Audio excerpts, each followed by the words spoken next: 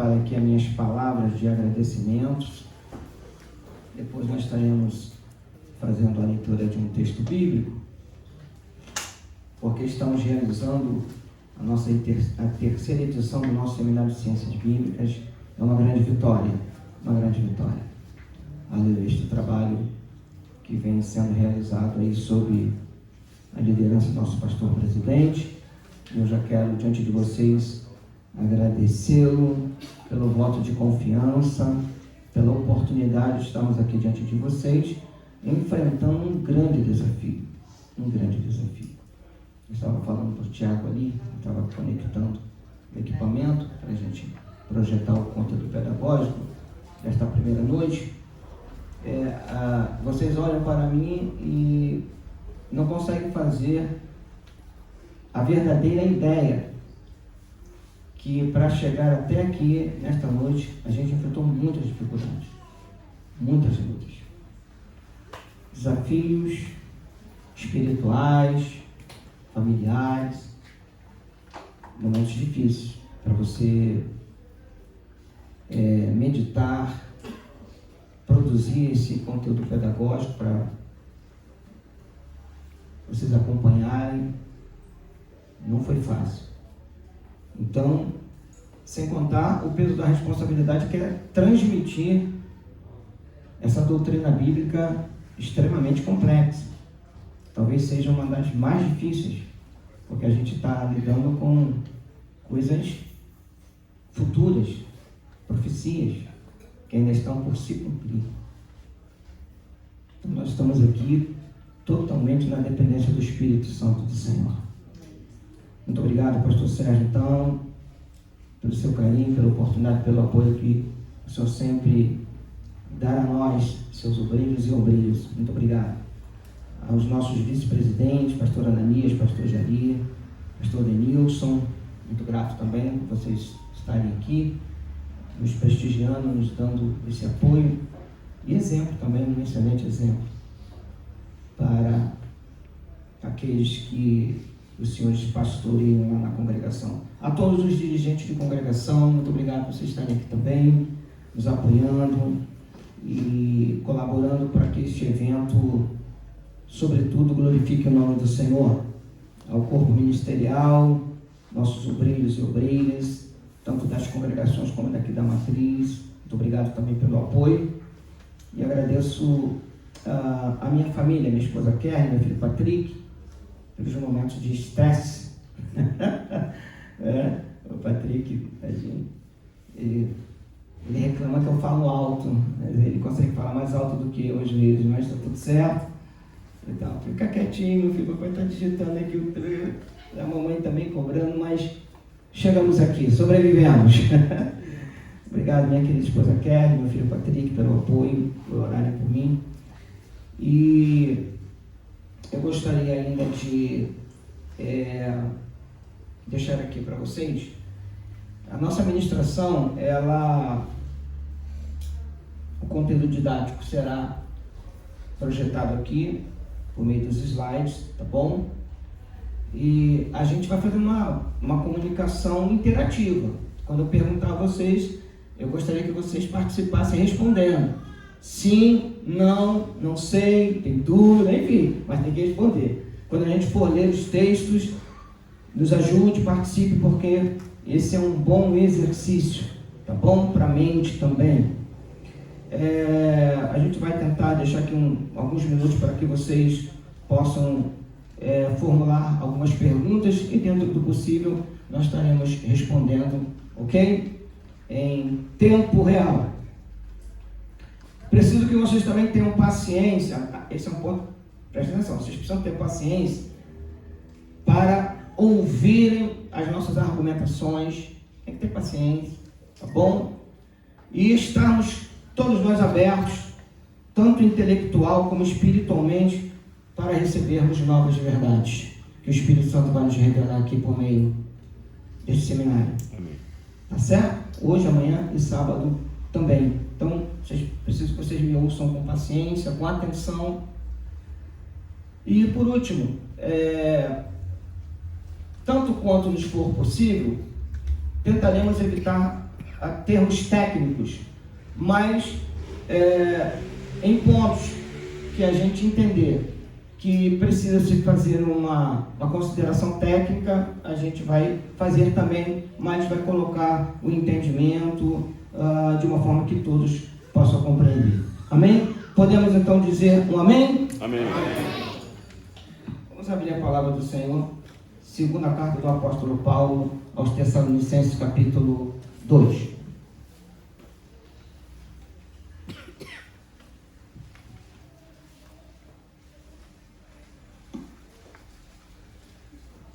A gente já vem, o pastor Sérgio nos chamou para, no início do ano, para a gente exatamente pensar sobre este projeto, o nosso terceiro seminário sobre ciências bíblicas, o tema, enfim, um assunto que nós poderemos trabalhar para realizarmos este seminário, e aí o Espírito Santo confirmou que deveria ser na área da escatologia bíblica, revelação profética dos últimos dias. Vocês podem ler ali o tema, por gentileza, ok? 1, 2, 3. Revelação profética. Então vamos à leitura. Vocês vão precisar usar a Bíblia. Cada um use a Bíblia que tem disponível em mão, ok? E vocês acompanhem silenciosamente, porque eu estou usando a versão ARA, e para que não haja problema na leitura em relação às diferentes versões que eventualmente os irmãos estejam usando, então os irmãos vão ler o texto de acordo com a versão que estão trazendo para a leitura da palavra de Deus. Nos diz assim, segunda carta do apóstolo Paulo aos Tessalonicenses, capítulo 2, e vamos até ao versículo 6. Nos diz assim o texto sagrado: Irmãos, no que diz respeito à vinda de nosso Senhor Jesus Cristo e à nossa reunião com Ele, nós vos exortamos a que não vos demovais da vossa mente com facilidade, nem vos perturbeis, quer por espírito, quer por palavra, quer por epístola, como se procedesse de nós, supondo tenha chegado o dia do Senhor. Ninguém de nenhum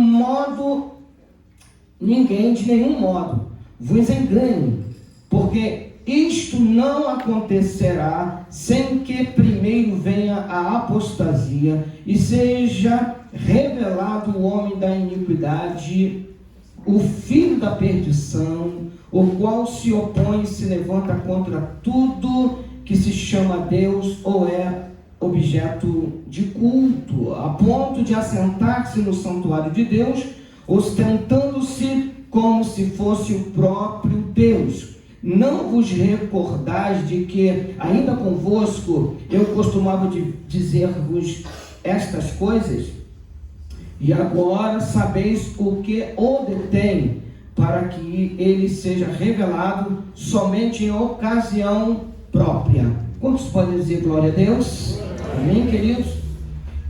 Esse texto que nós acabamos de ler, ele será considerado amanhã, porque é amanhã que nós deixaremos um tempo maior para apresentar aos irmãos, tanto em termos proféticos como em termos bíblicos. Você vai analisar comigo na sua própria Bíblia a respeito da posição que nós aceitamos como a mais possível, que é um arrebatamento pré-tribulacional. Eu, durante esse período de preparação, esta semana eu tive que fazer um investimento, comprar um material, e ele vai chegar amanhã, graças a Deus, vai chegar amanhã. E a gente vai expor aqui, pastor Sérgio, uma leitura no original grego deste texto, para mostrar para vocês que verdadeiramente a doutrina correta é aquela que mostra que a igreja será trasladada antes do aparecimento do anticristo, portanto, antes da tribulação. É possível que vocês, eu acho assim, muito difícil por causa da prova textual. Não é nem teológica, é a prova textual, a gente vai ler o texto. E eu estive algum tempo me aprofundando, ouvindo, lendo, orando, e sempre havia assim dentro de mim esse conflito. A igreja passa pela grande tribulação, não passa, o arrebatamento é antes, é depois e tal. E graças a Deus, por conta deste seminário, pastor Sérgio, e queridos irmãos e irmãs, o Espírito Santo confirmou no meu espírito, e eu estou muito feliz, que o arrebatamento é pré-tribulacional. Amém. Muito embora nós vamos mostrar isso aqui para vocês, tenhamos, sem dúvida alguma, outras leituras, é natural, ok? É natural, temos outras leituras, porque nós temos textos que parecem dizer, mostrar não um arrebatamento, mas que a igreja passará pelo período da grande tribulação. Então, mas com certeza amanhã faça todo o possível. A gente possivelmente no primeiro dia sempre a gente começa um pouquinho, o horário um pouco mais apertado, normal, mas amanhã é importante que nós cheguemos aqui já 19 horas para 19h15, ao invés de já estar iniciando, porque vai ser muito importante vocês perceberem como o Espírito Santo estará trabalhando durante essas 3 noites de ministração. Amém? Glória a Deus. Que o nome do Senhor seja glorificado.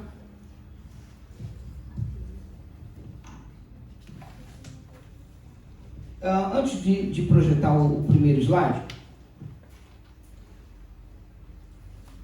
eu quero fazer uma breve introdução a respeito da escatologia bíblica, só a título de recapitulação, porque a nossa igreja, graças a Deus, é uma igreja bem ensinada, bem doutrinada. Nós temos aqui pessoas já com formação teológica. Tá bom, filho.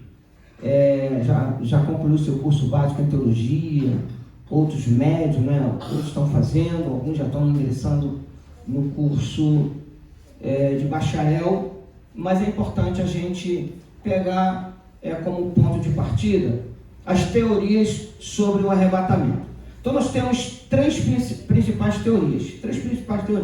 Nós temos o pós-tribulacionismo, e aí eu vou perguntar, você só levanta a mão para a gente ter uma ideia, porque a gente precisa fazer uma leitura, ok? De como está o nosso conhecimento nessa área. Alguém aqui, todos aqui já ouviram falar sobre pós-tribulacionismo, todos, ou alguém aqui está ouvindo pela primeira vez, ou não conhece esse assunto? Levante a mão. Algumas pessoas, muito obrigado. Então nós temos a primeira teoria, o pós-tribulacionismo. Esta visão afirma que a igreja passará por toda tribulação, por todo o período tribulacional, ok? Então, é pós-tribulacional. Só após desse período tribulacional que a igreja será, segundo essa leitura, arrebatada, ok? Nós não acompanhamos essa teoria. Nós temos também a teoria do meso, também conhecido como semi-tribulacionismo, que ensina que a igreja passará pela primeira metade da tribulação. Primeira metade. Os primeiros 3 anos e meio, dos 7 anos. Primeira semana profética de Daniel, ok? Então, na metade desses 7 anos, a igreja seria arrebatada. Nós também não acompanhamos esse entendimento. Nós temos ainda o arrebatamento parcial. Esse é o menos provável mesmo. Mas por quê? Porque a teoria do arrebatamento parcial é a posição que os santos serão levados antes da tribulação e o restante da igreja vai permanecer aqui na terra para passar pela grande tribulação. Então, nós temos um problema aí. Porque se a igreja, como que parte dela sobe e parte fica? Permanece aqui para passar pela grande tribulação. Então é uma teoria menos provável mesmo.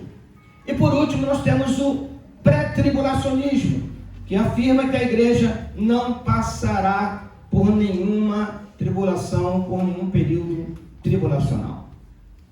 Posso ouvir um amém? Amém. Bom, dentro desse contexto nós temos também, porque, irmãos, isso tudo aqui é escatologia, arrebatamento, milênio, isso tudo é escatologia. Nós temos agora a questão das teorias sobre o milênio. Em que momento o milênio vai acontecer? Nós temos a visão pré-milenista. Cristo retornará à terra para reinar, que está relacionado com a sua segunda vinda, após a tribulação. A capital do reino de Jesus, a capital política e religiosa, será em Jerusalém, em Israel, porque lá é a cidade do grande rei, ok? O Jesus é o verdadeiro Davi, aleluia. Então, nós entendemos e nos posicionamos em favor desta teoria do pré-milenismo. Nós temos os amilenistas. Essa teoria afirma não haver nenhum reinado de Cristo literalmente de 1000 anos. Os amilenistas dão um sentido espiritualizado às passagens a respeito do milênio.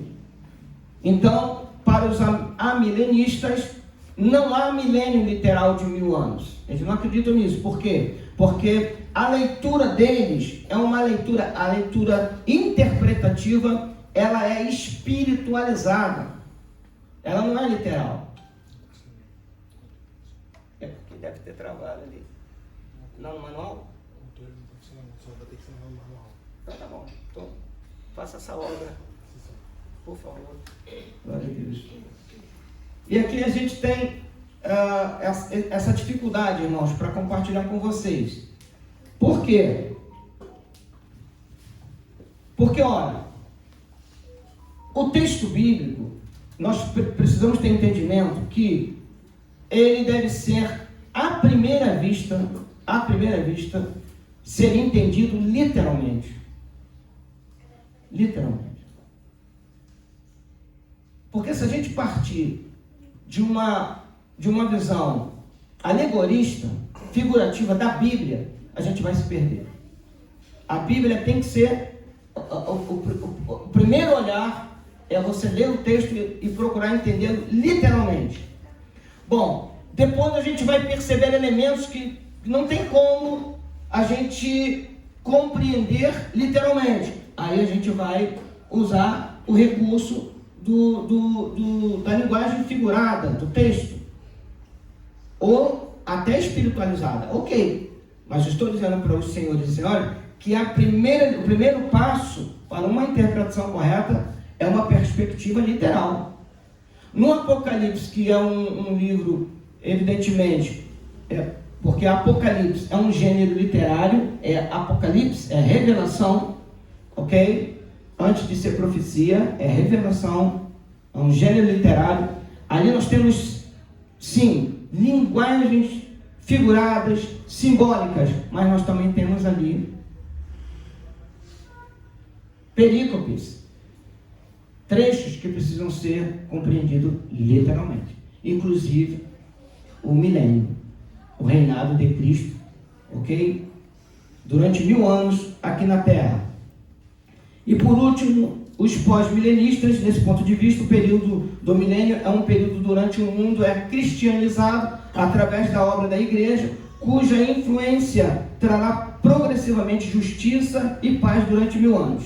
Após esse breve tempo de tribulação, Cristo irá retornar à terra, por meio da sua segunda vinda, destruirá Satanás e estabelecerá um novo céu e uma nova terra para a eternidade. Então, veja, pré-milenistas, nós cremos que o milênio irá acontecer na segunda vinda de Cristo, após o período tribulacional, aonde a gente vai discutir isso daqui a pouco com vocês, aonde Jesus volta com a igreja, Por isso que segunda vinda não é a mesma coisa que arrebatamento. A segunda vinda de Jesus é a sua manifestação visível, junto com a igreja, os anjos do Senhor, para que então travar uma batalha contra os inimigos de Israel, o anticristo, todas as nações que se levantarem contra Israel em específico, para após esse processo de purificação, porque o Senhor Jesus vai eliminar todos os ímpios na segunda vinda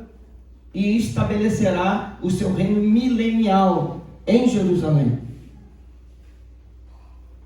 durante 1000 anos, e a gente aceita a interpretação literal desses 1000 anos. Então os amilenistas não acreditam nisso. Então para eles não existe um milênio literal, ok? Não existe. Eles espiritualizam. E o pós-milenista, já explicamos, eles entendem que a igreja vai progressivamente, na pregação do evangelho, estabelecer aqui um reino de paz e tudo mais, mas a igreja não tem capacidade disso, irmãos. A igreja não tem capacidade. Além do que, as profecias apontam cada vez mais, ok? Um caminho em direção à decadência moral e espiritual. Alguém está pegando isso daí, por favor? Então, e para a gente fechar, para já entrar aqui no conteúdo dos slides, nós temos aqui no Brasil algumas igrejas com a visão amilenista, incluem algumas denominações, e aqui, irmãos, eu não estou considerando, por favor, não entendam nenhum tipo de censura, é só para a gente entender, para a gente compreender. Nós temos igrejas no Brasil que se posicionam, ok, a favor do amilenismo, como as denominações presbiterianas, como a Igreja Presbiteriana do Brasil, a Igreja Presbiteriana Conservadora, e além disso algumas denominações batistas e igrejas reformadas também adotam a visão amilenista. É um posicionamento dessas denominações e está tudo certo, ok? Então o nosso posicionamento é futurista, é pré-milenista, ok? E um arrebatamento pré-tribulacional. Quantos podem dizer glória a Deus? Glória a Deus. Vamos aqui, por favor, iniciar nosso conteúdo pedagógico após essa introdução. Nós temos aí, nesse primeiro ponto, o avanço da impiedade no mundo antigo. Abra sua Bíblia rapidamente, tem que ser rápido, por favor. Pastor Sérgio, nós faremos algum intervalo, nós vamos... Como já começou hoje? A gente pode... Então nós vamos direto, tá bom, irmãos? Obrigado. Por favor, quem encontrar, leia para nós. Qualquer pessoa que encontrar, por favor, faça uma leitura audível, tá bom? Para a gente adiantar.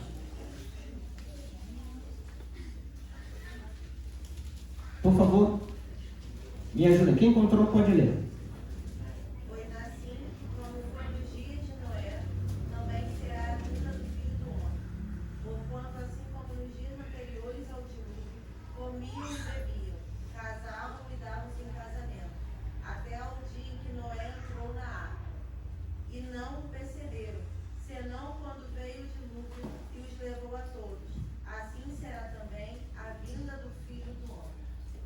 A primeira coisa que você precisa notar aí nesse texto é que aí não está falando de arrebatamento, está falando da segunda vinda. Está bem claro isso para vocês, sim ou não, por favor? Agora eu não fiquei com dúvida, se sim, se não. Sim. Irmãos, a partir desta leitura, deixa eu botar o texto ali. É porque só a gente veja, está bem claro ali, Jéssica, a vinda do Filho do Homem, está aí no texto? Todo mundo está lendo? A vinda do Filho do Homem, a vinda. Esta vinda não é um arrebatamento. Então, pontuem isso, por favor, para quem ainda tem alguma dúvida ou não entendia. Não está se falando nesse texto de arrebatamento, está se falando da segunda vinda. Bom, e o que isso tem a ver, pastor? Tem a ver porque, veja, na segunda vinda, Jesus pegará a humanidade relativamente gozando de um tempo de paz. Mas o texto bíblico diz, o apóstolo Paulo ele diz que haverá uma repentina destruição. Vai haver uma reviravolta na política mundial e também no sistema religioso que foi implantado pelo anticristo. Então está todo mundo comendo, bebendo, vivendo, está tudo certo, casando e dando-se em casamento, não é? Mas vai haver uma repentina destruição. E alguns pensam, dizem assim, não, um arrebatamento pré-tribulacional deixa a igreja preguiçosa, deixa a igreja acomodada. Pelo contrário. Ora, meu Deus, se eu não sei nem o dia e nem a hora, não sei qual é o momento, pode ser nesta noite, talvez não terminemos esse seminário até sábado, ele pode vir a qualquer hora. A questão é, como está a nossa relação com ele? Como está a nossa vida espiritual? Como está a nossa fé? Nós temos que estar prontos agora. Então, eu penso que é muito mais difícil. Porque a vigilância é para agora, para antes do arrebatamento. Não para depois, para a igreja passar pela grande tribulação, porque você já tem todo um processo que você pode fazer uma leitura objetiva, porque já está profetizado, você já sabe quais são as ordens do acontecimento. Agora não, agora a igreja tem que estar em prontidão, em vigilância. Você tem que ter certeza que se Jesus voltar nesta noite, você vai subir, eu vou subir, e nós estaremos para sempre com o Senhor. Essa convicção hoje. É muito mais difícil. Então esse texto, Jesus está dizendo isso, que a sociedade, em termos de âmbito mundial, ela vai estar desatenta, vai estar numa boa.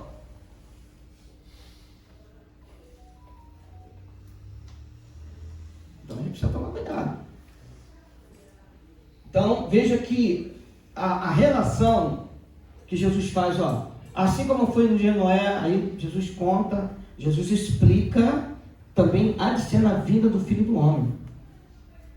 Mas peraí, gente, só comiam, bebiam, casavam? Não, mas é a consequência desse mundanismo. O dilúvio, lá foi o dilúvio. Aqui, a grande tribulação. Estão pegando isso, por favor? Lá foi o dilúvio, que foi um ato de juízo, de julgamento, para aquela geração. E aqui, a grande tribulação. Mas está falando de segunda vinda, não está falando de arrebatamento. Arrebatamento é no texto que nós vamos ter essa licença, que amanhã nós vamos compartilhar com você uma revelação poderosa, em nome de Jesus. Mais um clique. Estava aqui, gente. Puxa vida. Pode passar, Tiago. Vocês me perdoem, irmãos? Fala aí, irmão. Perdoado. Ih, vou pegar meio, irmão. Pode passar. Vamos lá. Vamos acelerar. Desculpa, gente. É porque eu sem o controle aqui, eu acabei... Não. Vamos lá. Então, a parte 2. Entendendo as 70 semanas de Daniel. É uma perspectiva histórica. Primeiro a gente tem que entender a perspectiva histórica. O que estava acontecendo lá no tempo de Daniel, aonde ele vivia, como estavam os israelitas, o seu contexto religioso, político, etc. Ok? Então vamos lá ver. Vamos passar. Nós temos aí a leitura de Daniel capítulo 2. Abra sua Bíblia, por favor, porque esse é um texto que a gente não pode deixar de ler, gente. E eu vou fazer aqui uma leitura, tá bom? Vocês me acompanhem, só que eu vou ler num ritmo um pouquinho mais rápido, tá? No segundo ano do reinado de Nabucodonosor, teve este um sonho. O seu espírito se perturbou e passou-se-lhe o sono. Então o rei mandou chamar os magos e os encantadores, os feiticeiros e os caldeus, para que declarassem ao rei quais lhe foram os sonhos. Eles vieram e se apresentaram diante do rei. Disse-lhes o rei: tive um sonho e para sabê-lo está perturbado o meu espírito. Os caldeus disseram ao rei em aramaico. Está vendo aqui? Aqui você já não tem um texto em hebraico, você tem um texto em aramaico. Isso é importante. Então vamos lá. Ó rei, vive eternamente. Dize o sonho a teus servos e daremos a interpretação. Respondeu o rei e disse aos caldeus: uma coisa certa, se não me fizerdes saber o sonho e a sua interpretação, sereis despedaçados e as vossas casas serão feitas monturo. Mas se me declarardes o sonho e a sua interpretação, recebereis de mim dádivas, prêmios e grandes honras. Portanto, declarai-me o sonho e a sua interpretação. Responderam segunda vez e disseram: diga ao rei o sonho a seus servos, e lhe daremos a interpretação. Tornou o rei e disse: bem percebo que quereis ganhar tempo, porque vedes que o que eu disse está resolvido. Isto é, se não me fazeis saber o sonho, uma só sentença será a vossa, pois combinastes palavras mentirosas e perversas para as proferirdes na minha presença, até que se mude a situação. Portanto, dizei-me o sonho, e saberei que me podeis dar-lhe a interpretação. Responderam os caldeus na presença do rei e disseram: não há mortal sobre a terra que possa revelar o que o rei exige, pois jamais houve rei, por grande e poderoso que tivesse sido, que exigisse semelhante coisa de algum mago e encantador ou caldeu.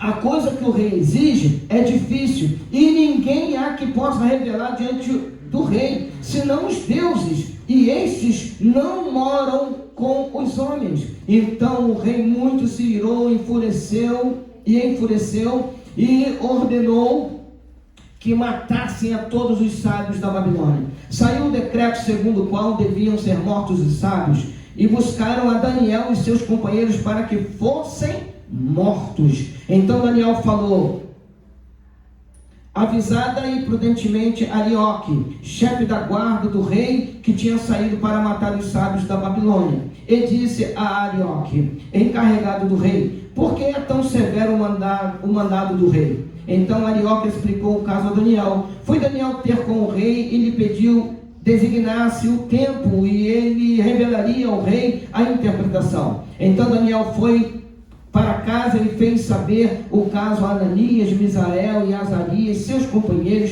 para que pedissem misericórdia. Olha que coisa importante: misericórdia ao Deus do céu sobre este mistério, a fim de que Daniel e seus companheiros não perecessem com o resto dos sábios da Babilônia. Então foi revelado o mistério a Daniel numa visão de noite. Daniel bendisse o Deus do céu. Disse Daniel: seja bendito o nome de Deus de eternidade a eternidade, porque dele é a sabedoria e o poder. É ele quem muda o tempo e as estações, remove reis e estabelece reis. Ele dá sabedoria aos sábios e entendimentos aos inteligentes. Ele revela o profundo e o escondido, conhece o que está em trevas e com ele mora a luz. A ti, ó Deus de meus pais, eu te rendo graças e te louvo, porque me deste sabedoria e poder, e agora me fizeste saber o que te pedimos, porque nos fizeste saber este caso do rei. Por isso Daniel foi ter com Arioque, ao qual o rei tinha constituído para exterminar os sábios da Babilônia. Entrou e lhe disse: não mates os sábios da Babilônia, introduze-me na presença do rei e revelarei ao rei a interpretação. Então Arioque depressa introduziu Daniel na presença do rei e disse: achei dentre os filhos dos cativos de Judá, o qual revelará ao rei a interpretação. Respondeu o rei e disse a Daniel, cujo nome era Beltesazar: podes tu fazer-me saber o que vi no sonho e a sua interpretação? Respondeu Daniel na presença do rei e disse: o mistério que o rei exige, nem encantadores, nem magos, nem astrólogos o podem revelar ao rei, mas há um Deus no céu, aleluia, o qual revela os mistérios, pois fez saber ao rei Nabucodonosor o que há de ser nos últimos dias. O teu sonho e as visões da tua cabeça, quando estava no teu leito, são estas. Quando tu, ó rei, no teu leito surgiram-te pensamentos a respeito do que há de ser depois disto. Aquele, pois, que revela mistérios, te revelou o que há de ser. E a mim me foi revelado este mistério, não porque haja em mim mais sabedoria do que em todos os viventes, mas para que a interpretação se fizesse saber ao rei, e para que entendesses as cogitações da tua mente. Tu, ó rei, estava vendo, eis aqui uma grande estátua, esta que era imensa e de extraordinário esplendor, estava em pé diante de ti, e a sua aparência era terrível. A cabeça era de fino ouro, o peito e os braços de prata, e o ventre e os quadris de bronze, as pernas de ferro, os pés em parte de ferro e em parte de barro. Quando estava olhando, uma pedra foi cortada sem auxílio de mãos, feriu a estátua dos pés de ferro e de barro e os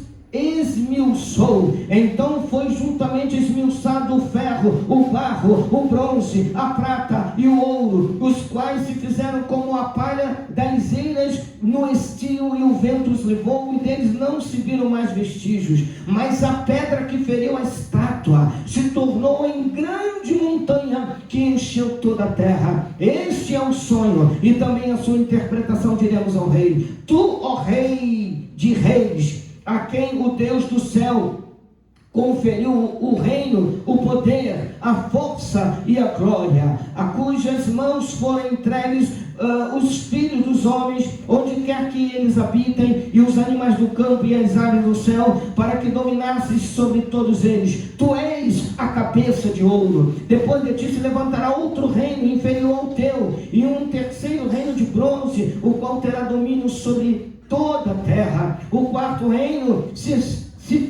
será forte como o ferro, pois o ferro a tudo quebra e esmiuça. Como o ferro quebra todas as coisas, assim ele fará em pedaços e esmiuçará.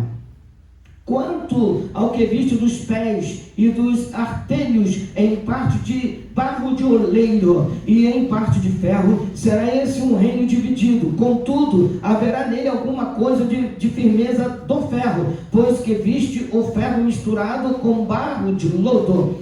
Como os artelhos dos pés eram em parte de ferro e em parte de barro, assim por uma parte o reino será forte e por outra será frágil. Quanto ao que viste do ferro misturado com barro de lodo, misturar-se-ão mediante casamento, mas não se ligarão um ao outro, assim como o ferro não se mistura com o barro. Mas nos dias destes reis, o Deus do céu suscitará um reino que não será jamais destruído. Este reino não passará a outro povo, esmiuçará e consumirá todos estes reinos, mas ele mesmo subsistirá para sempre. Como viste que do monte foi cortada uma pedra sem auxílio de mãos, e ela esmiuçou o ferro, o bronze, o barro, a prata e o ouro, o grande Deus fez saber ao rei o que há de ser futuramente. Certo é o sonho e fiel a sua interpretação.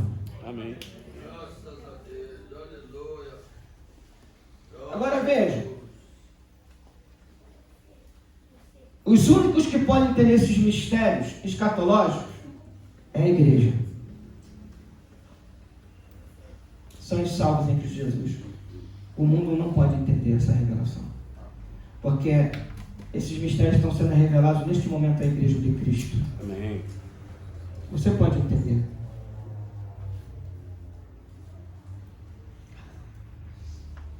Ali está uma ilustração, uma imagem ilustrativa. Pode, por favor, vamos lá. Cabeça de ouro significa...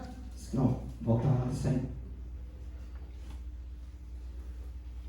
Representa o Império Babilônio, que reinou de 605 até 539 a.C., porque é disso que Daniel está falando.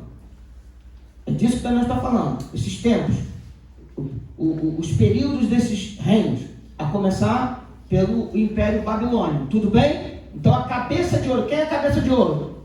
Babilônia. Babilônia, na pessoa representada pelo o rei Nabucodonosor, ok? Sim. Peitos e braços, vocês, 1, 2, 3. Império, que reinou de 539 a 331 a.C. Prossigamos. Ventre e coxas, bronze, né, de bronze, representa o Império grego, que reinou de 331 a 168 a.C. Vamos. Pernas de ferro representa o Império Romano, que surge a partir do ano 161 a.C. e vai até 476 depois de Cristo.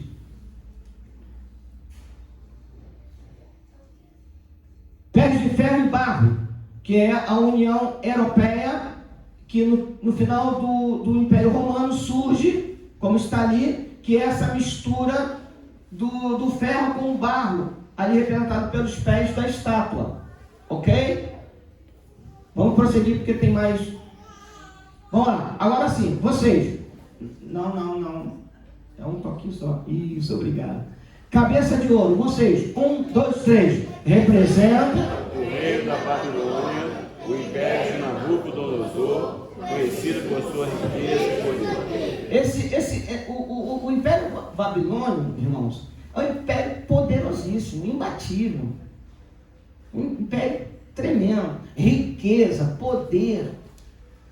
Nabucodonosor foi que destruiu a cidade de Jerusalém, levou o restante dos judeus que lá estavam cativos e pôs fim mesmo. Não tinha brincadeira. Esse império era um império poderosíssimo. Mas Daniel está profetizando, sim ou não? Sim. Profetizando. Vem outros reinos aí, depois de você, hein? Prossigamos. Peito e braços de prata, vocês, 1, 2, 3, representam o reino que se seguiria a Babilônia, geralmente interpretado como o reino Medo-Persa. Isso, aí surge aí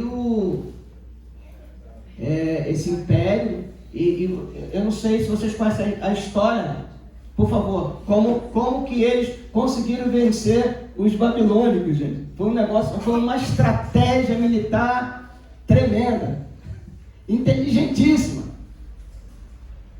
Prossigamos. O próximo império, profetizado, mais um clique, por favor. Ventre e coxas de bronze, 1, 2, 3, representa o reino da Grécia, liderado por Alexandre o Grande, e conquistou grande parte do mundo conhecido na época. Também isso aí foi E as profecias estão se cumprindo. A palavra do Senhor está se cumprindo. O profeta Daniel disse que esses reinos surgiriam e sucederiam uns aos outros, na sequência. Ok? Prossigamos. Pernas de ferro, 1, 2, 3. Representam o Império Romano, conhecido por sua força e poder militar. Os romanos também. Vocês sabem por que o Império Romano é representado pelas pernas e não pelos braços e não pela a coxa? Vocês sabem por quê? Historicamente falando? Porque foi o reino que mais durou 1000 anos. E as pernas são os membros mais longos do nosso corpo. Vai um amém? Amém. Isso é a palavra de Deus, gente. Isso é a palavra de Deus se cumprindo. Glória a Deus. Prossigamos. Pés de ferro e barro. 1, 2, 3. Representam os reinos que sucederam no Império Romano, mostrando uma mistura de poder e fraqueza. O Império Romano ruiu, irmão. Surgiram os bárbaros, né? Foram surgindo outros povos ali, foram se infiltrando, enfim. Foram minando o Império Romano. Aí o Império Romano ficou fragmentado e também caiu exatamente como profetizado pelo profeta Daniel. Agora tem um detalhe aqui, não sei se vocês atentam para detalhes, mas veja que o rei não disse o que ele sonhou. O rei disse o que ele sonhou para Daniel. Daniel teve que contar o que ele sonhou, não o que significava tão somente o sonho. Você vai ter que contar o que eu sonhei, porque o que os magos não conseguiram. Eles estavam querendo ganhar tempo para ver se o rei soltava alguma coisa. Não, rei, vocês estão querendo ganhar tempo, eu vou limar vocês, vou cortar a cabeça de vocês. E se não é Daniel e os seus amigos orando e pedindo sabedoria, pedindo discernimento ao Deus dos céus, eles morreriam. Daniel também morreria, possivelmente. Mas o rei então... E Daniel chega lá cheio de convicção, porque ele já sabe, presta atenção, são duas coisas, irmão. Daniel sabe o que o rei sonhou. Depois, ele sabe o que significa profeticamente o sonho do rei. Vai no glória a Deus aí, não é possível. Né? Porque dá a impressão que Daniel chegou lá e que o rei contou o que ele... Não. O que eu sonhei? Eu sonhei isso é uma estátua, tal. O que significa isso? A cabeça de ouro é o Senhor, o peito e o braço e tal, o medo peça e vamos embora! E vem os gregos aí, vem os romanos aí. Entende? Claro que Daniel não disse os reinos, mas não disse o nome dos impérios, mas falou que os reinos que sucederiam o Império Babilônico, e isso aconteceu literalmente, historicamente. Vamos para frente, por favor. Essas duas iniciais ali, irmãos, a título de explicação, é nota homilética ou nota hermenêutica. É um recurso que é uma explicação curta a respeito do que a gente está tratando. O sonho de Nabucodonosor, vocês, 1, 2, 3, interpretado. Daniel oferece uma visão profética sobre a sucessão de reinos terrenos, o estabelecimento do reino de Deus. Prossigamos. A mensagem central é que, embora os reinos humanos sejam poderosos e duradouros, eles são temporários e eventualmente serão substituídos pelo reino eterno e perfeito de Deus. Quantos creem nisso? Aleluia. Prossigamos. A pedra. 1, 2, 3. Cortada sem auxílio de mãos humanas, destrói a estátua e cresce até preencher toda a terra, simbolizando o reino de Deus, que é eterno e substitui todos os reinos humanos. Quem é aquela pedra, irmãos? Vamos falar uma. Quem é aquela pedra, irmãos? Jesus. O Rei dos Reis, o Senhor dos Senhores, que vem para reinar eternamente. Seu reino será poderoso. Prossiga, por favor. Essa mensagem traz esperança aos fiéis, pois demonstra que, apesar das dificuldades e instabilidade do mundo, o reino de Deus é certo e triunfará sobre todas as coisas. Prossigamos. Parte 3. Agora a gente entra na natureza da 70ª semana, por meio de uma perspectiva, agora não histórica, mas profética. É bem possível que eu não me detive nesse ponto, mas os estudiosos da escatologia bíblica, eles entendem que nós estamos num período final da 69ª para o início da 70ª semana profética de Daniel. Então, os estudiosos entendem, interpretam que há um espaço, um hiato de tempo. E o que está acontecendo? O que está acontecendo é que o Espírito Santo, neste momento, está atuando, está trabalhando por meio da igreja para evangelizar todos os povos possíveis, levar a palavra da salvação, levar a palavra de vida eterna. Isso é o que está acontecendo neste momento, dentro do programa profético de Deus. A 69ª para a 70ª semana profética. 69ª semana profética e início da 70ª, que será o período tribulacional no mundo. Tudo bem? Vamos ver então. Existem várias palavras usadas no Antigo e ali está nova, desculpa, depois eu corrijo. No Novo Testamento, em referência ao período da 70ª semana, as quais, examinadas em conjunto, revelam a natureza desse período. Prossigamos. Bom, esses textos que estão aí, gente, eles estão nos mostrando a natureza da 70ª semana.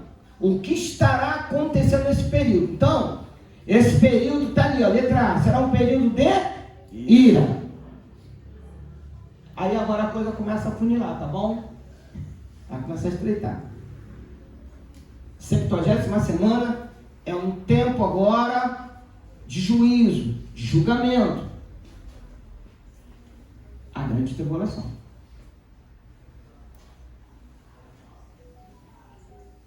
Letra B, é um tempo de julgamento, juízo. Então vocês percebem que tanto no novo, como está ali no início do jogo, tanto no antigo como no novo, nós temos a referência deste período, da 70ª semana. Ok? Prossigamos. Ira, julgamento, o que mais? Letra C, indignação. Prossigamos.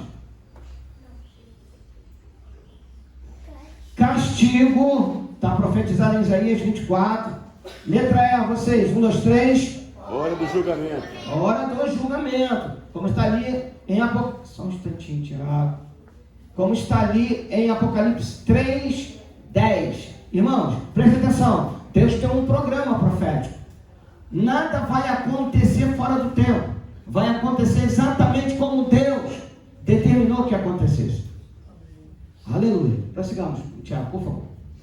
Nós temos ali então a letra F, vocês, 1, 2, 3, hora de angústia. Sigamos. Letra G, destruição. Prossigamos, Tiago. Letra H, trevas espirituais. Letra I, batalha contra Jerusalém. Prossigamos. Devemos observar que essas referências abrangem todo o período, não apenas parte dele, de modo que todo o período é assim caracterizado. De novo, irmãos, só para linkar aqui, como que alguém pode pensar que nós, a igreja, eu estou falando igreja, lavada e redimida no sangue de Jesus, eu estou falando sobre a igreja verdadeira, a igreja que renuncia ao mundo, a igreja que não está se sentindo satisfeita, confortável neste mundo, já está orando assim, Maranata, ora vem Senhor Jesus. A gente está percebendo que a coisa está ficando mais difícil, cada vez mais difícil. A nossa vida num todo, ela está ficando mais difícil. Para se dar testemunho de um verdadeiro cristão, é só a gente olhar para as mídias digitais, a gente vê aí problemas, angústias, dentro do contexto religioso, no seio evangélico, por exemplo, é só escândalo, toda semana é um escândalo, e, enfim, as pessoas estão perdendo a esperança de que realmente o céu é real, de que Jesus é o Salvador mesmo, que Ele perdoa pecado, porque as pessoas estão vivendo uma perplexidade, elas não têm referência do que é ser um verdadeiro crente em Cristo Jesus. E esse tempo da 70ª semana não pode ser para a igreja, porque não faz sentido, nem bíblico e nem logicamente, porque nós neste momento, os verdadeiros crentes, sabem o preço que está pagando. E qual o preço, pastor? Um preço de renúncia. Porque a gente pode viver igual os demais crentes nominais estão vivendo, qual o problema? Mas nós não queremos viver iguais a eles. Nós queremos viver um evangelho de responsabilidade, um evangelho de integridade, um evangelho que faça diferença nesses tempos de trevas e frieza espiritual. O mundo precisa olhar para a gente e ver que nós somos uma igreja que vive Jesus, que vive o evangelho. Como que alguém pode pensar que isso é uma coisa fácil, pastor Sérgio? Eu tive acesso a uma notícia há alguns anos atrás, não muito tempo, talvez no máximo uns 5, 6 anos, um site de relacionamento, enfim, tinha uma série de nomes de pastores lá se prostituindo. Um pastor dos Estados Unidos se suicidou, escreveu uma carta para a família de tamanha vergonha, pedindo perdão e tirou a sua própria vida.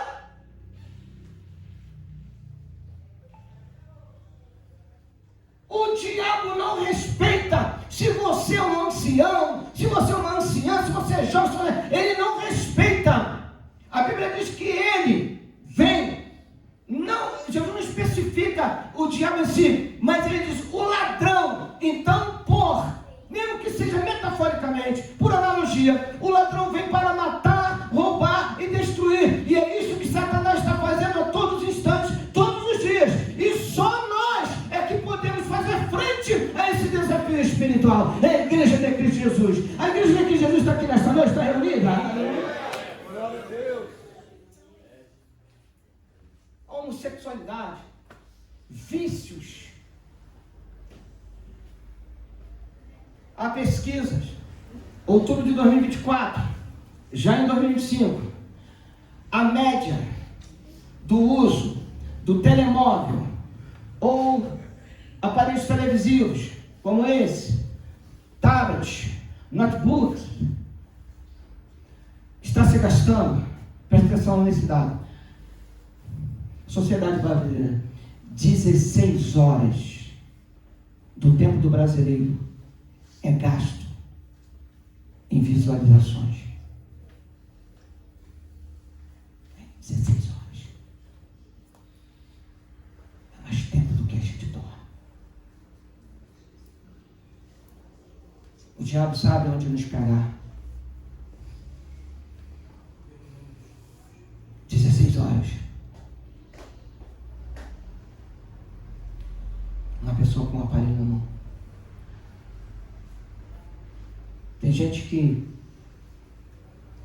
levanta e a primeira coisa é o celular. A primeira coisa é ligar a televisão. E fica as primeiras horas da manhã na televisão.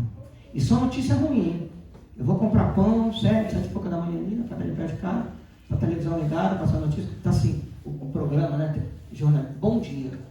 E hoje de manhã eu passei a comprar pão, bom dia, mas a notícia era negócio assassinou, levou um tiro, e o marido esfaqueou, o filho matou o pai, matou a mãe, assalto, roubo, não sei o quê. O nosso pastor agora, que teve aqui domingo na ceia, o pastor Sérgio nos informando, terça-feira foi abordado por 2 milianos, levou foi alvejado no peito, o Senhor o livrou da morte.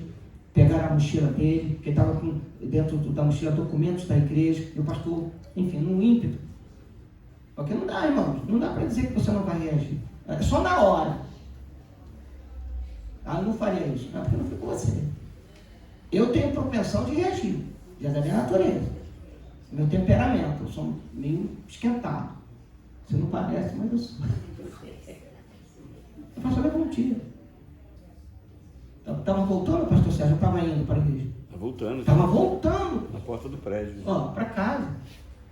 É assim que é a nossa vida aqui.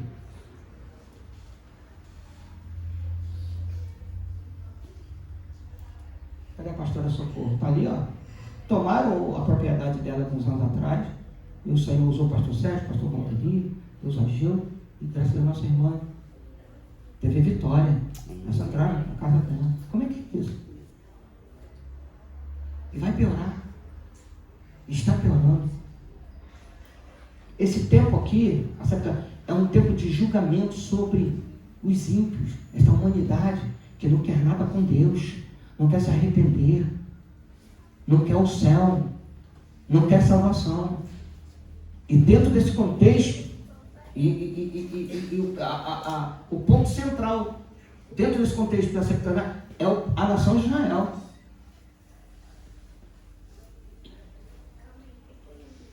Vamos, Tiago, por favor.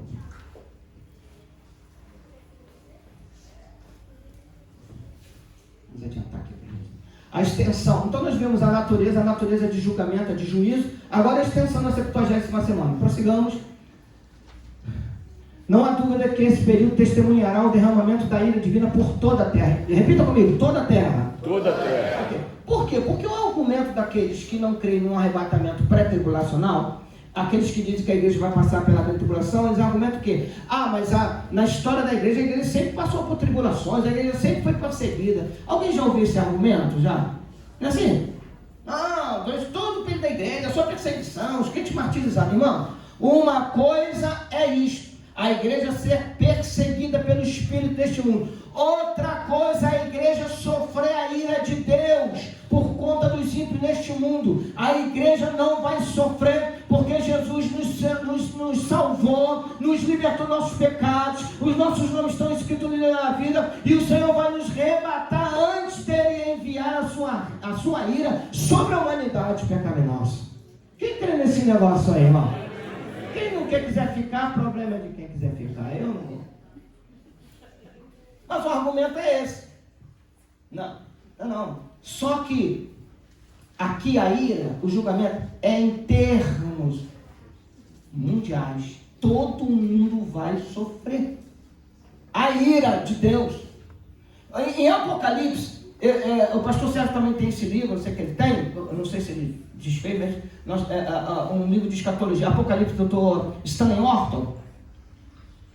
Não sei se você se lembra. Já tem tanto livro que você deve ter esquecido, mas depois dá uma olhada. O Stanley Orton, ele faz uma leitura impressionante do texto, talvez capítulo 17. Se eu estiver equivocado, você me perdoe, porque eu geralmente não treino a minha mente para memorizar, né? Eu gosto de anotar, vou lá no texto, enfim. Mas o Stanley Orton fala que quando Jesus vem, aquele texto que diz que ele vem montado num cavalo e com uma espada para enfrentar os seus inimigos, derrotar os seus inimigos, tá, não tem? Que na sua coisa está escrita, não, que ele tem um manto que está salpicado de sangue. Você se lembra? Escrito, ok, salpicado de sangue. Até alguns que interpretam que é o sangue dele derramado pela igreja. Não, aquele sangue ali é o sangue dos inimigos dele. E eu acompanho essa leitura, porque o pessoal espiritualiza, pensa que Jesus vai voltar, não, Jesus vem é para a batalha. Ele não vem mais como cordeiro, ele vem como leão da tribo de Judá.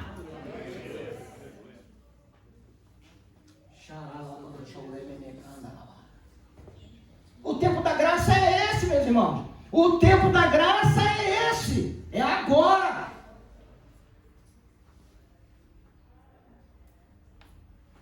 Então, esse período, a extensão é mundial. Prossigamos.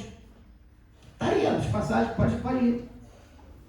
Contudo, embora esteja em questão toda a terra, esse período é particularmente dirigido a Israel, como está lá em Jeremias, capítulo 3, versículo 7, que chama esse período de tempo de angústia de Jacó. Confirma isto, esse texto de Jeremias. Prossiga, por favor. Esses acontecimentos da 70ª semana são chamados de quê, irmãos? 1, 2, 3. Dia do Senhor ou dia de Jeová. Presta atenção, por favor. Dia do Senhor. Dia de Jeová. Presta atenção. Prossiga. O uso do nome da divindade, Senhor e Jeová, ou Yahvé, ok? Ressalta o relacionamento peculiar de Deus com aquela nação. Porque Deus tem tratados proféticos, escatológicos com a nação de Israel, meus irmãos. E a igreja não pode ignorar isso. Isso é negócio de Deus com os judeus. É negócio de Deus com Abraão, com Davi.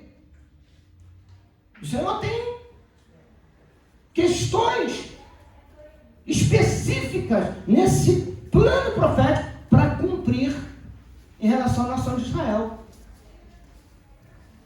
Os judeus estão sem esperança. Os judeus não estão assim, desalentados, porque já passaram milênios. Eles estão esperando o Messias. E as guerras estão lá acontecendo. Um tempo de mortandade, em pleno século 21.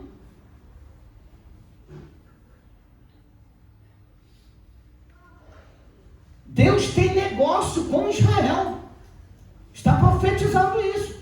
Por isso que alguns teólogos perdem a noção, porque eles misturam, eles pensam que igreja e Israel é uma coisa só. Não é. Igreja é igreja. Igreja é um mistério. A igreja é um mistério. Que mistério é, pastor Dário? O plano de Deus em criar um povo remido no sangue de Cristo Jesus, separado, um povo, um corpo composto, ora por judeus e ora por gentios. Esse é o mistério. A igreja é isso, é composta por judeus e gentios. É o povo de Deus, é a igreja de Deus, é a noiva do Cordeiro. Mas a nação de Israel não crê que Jesus é o seu Messias, que Jesus é o seu Salvador. Não crê. E eles, infelizmente, vão pagar um alto preço por conta dessa incredulidade e desse diferentismo. Por favor. Quando esse período está sendo profetizado em Daniel 9, Deus diz ao profeta: vocês, por favor, 1, 2, 3, 70 semanas estão determinadas para o seu povo e para a sua santa cidade. Bom, se essas 70 semanas tem a ver com a grande tribulação, não é um período de julgamento, de ira, de trevas, e ali está, bem especificamente, bem específico, 70 semanas estão determinadas para quem? Para o seu povo. Quem é o povo de Daniel? É a igreja?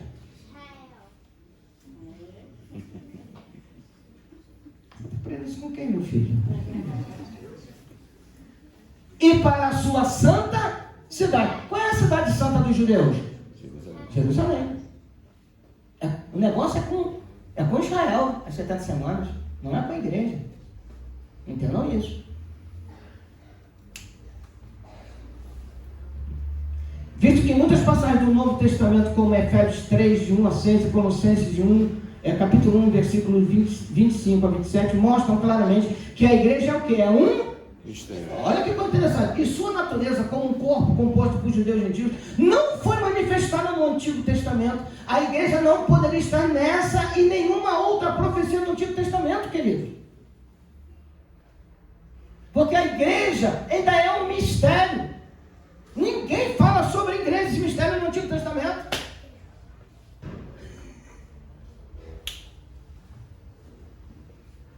Já que a igreja não teve a sua existência, letra A, senão depois da morte de Cristo. Irmão, vocês estão aqui, irmãos?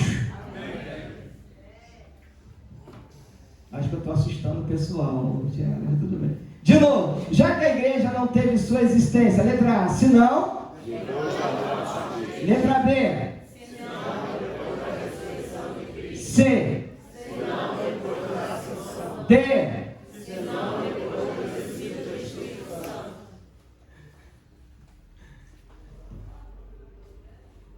devemos concluir, portanto, que como todas as passagens que tratamos da tribulação se relacionam ao plano de Deus para Israel, a finalidade da tribulação impede que a igreja dela participe. Fica mais claro, não fica? Prossigamos. Diferença entre o arrebatamento e a segunda vinda. Arrebatamento, eu vou tratar com vocês amanhã. Não percam que amanhã, irmãos, eu estou esperando meu material chegar, vou trazer para vocês. Vou colocar aqui na tela para vocês, no original grego, para todo mundo ler. Meu Deus do céu. É importante observar que os dois acontecimentos não são vistos como sinônimos nas Escrituras. Isso aqui é só para te alertar, tá, Tiago? Agora vamos lá, isso aqui é muito interessante, gente. Vamos lá. No arrebatamento. Retirado do sal. É isso que vai acontecer. Você acredita, sim ou não? Sim. É isso aí. Arrebatar, rapaz. Tirar com força. Uma forma raptar, uma forma impietosa, né? Abrupta. Abrupta, pastor. Rapidamente. É assim que vai ser o arrebatamento. Mas, irmão, vai ter tempo para despedida, não, irmão. Vai ter tempo de sacar dinheiro, assinar testamento, não tem isso não. Vire para quem está ao seu lado e diga assim: a hora de estarmos prontos é agora. É agora. Aqui, ó. Segunda vinda. O que é a segunda vinda? Aparecimento e manifestação do Filho. Olha para mim aqui, por favor, rapidinho, ó. Essa manifestação da segunda vinda, 9 horas, vamos encerrar. A gente pode ir mais uns 10 minutinhos, pastor? Só para a gente pode ir mais uns 10 minutinhos, irmãos? Sim. Não, esse amém tem que ser mais forte, porque senão... A gente pode só mais uns 10 minutinhos para adiantar dos lados? Pode ir mais uns 10 minutinhos? Essa manifestação aqui, tem muita gente que tem ainda, né? Quer entender esse negócio? Irmão, essa manifestação será uma manifestação visível. Todo mundo verá Jesus. seja aqui no Ocidente, seja no Oriente. Ah, pastor, fuso horário, não interessa, porque ele vai se, está lá no texto, que ele vai se manifestar com grande poder e com grande glória. A glória dele vai, ó. Todo olho verá. Todo o planeta, todo olho o verá. Dá um glória a Deus aí com a alegria, irmão. E a igreja já está com ele, tá? Aí quando for novidade, você me dá um toque, por favor, para a gente avançar. No arrebatamento. Prossiga, gente. Na segunda vinda. Cristo volta à terra. E volta com a igreja, é a segunda vinda. É essa segunda vinda que a Joyce leu em Mateus, que nós lemos lá, 24. No arrebatamento. Cristo vem buscar a sua noiva. Na segunda vinda. Ele retorna com a sua noiva. Vamos lá, Tiago. No arrebatamento. Retirada da igreja e início da grande tribulação. Segunda vinda. Instauração do reino milenar. Vamos lá, Tiago. Arrebatamento. É iminente. Irmão, iminência não é a mesma coisa que arrebatamento secreto. Muito embora possa ser também.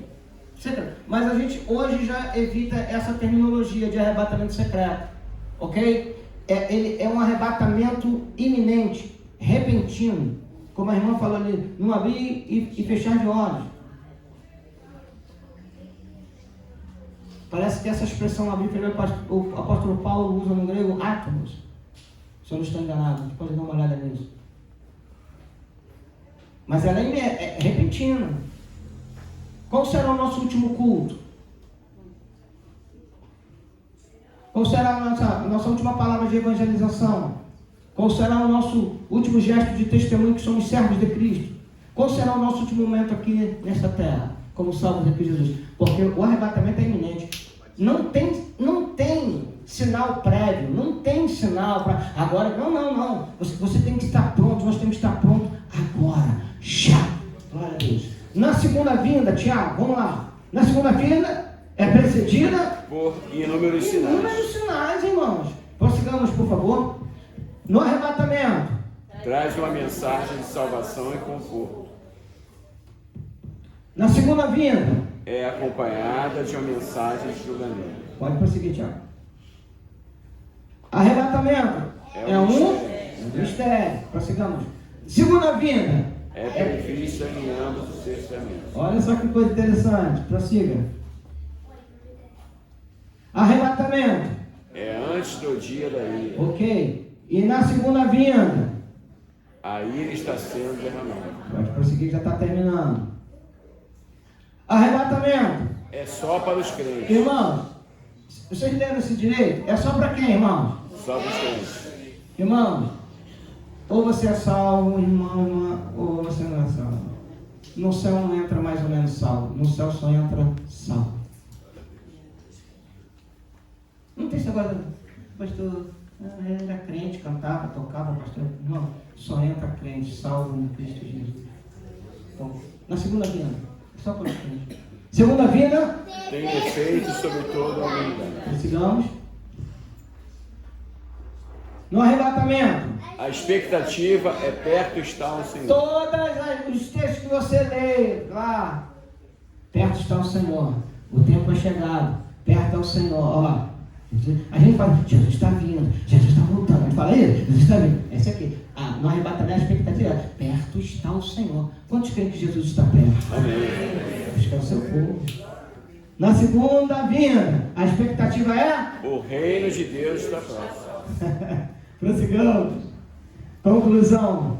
Que o Espírito Santo determine sobre nós, Igreja de Cristo, um tempo poderoso de despertamento espiritual, nos libertando de toda distração mental, nos guardando do espírito deste mundo, que se levanta furiosamente contra a Igreja de Deus, mas a Igreja está firmada na rocha inabalável que é Cristo Jesus. Se vocês quiserem aplaudir, glorificando ao Senhor, para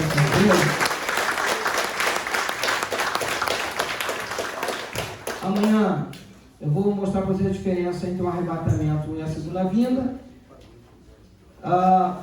Vamos apresentar o texto de forma que vocês não tenham dúvida que o arrebatamento é pré-tribulacional e o julgamento do grande trono branco. Muito obrigado pela atenção, pelo carinho. Uma noite abençoada para todos vocês. Presta atenção. Amém.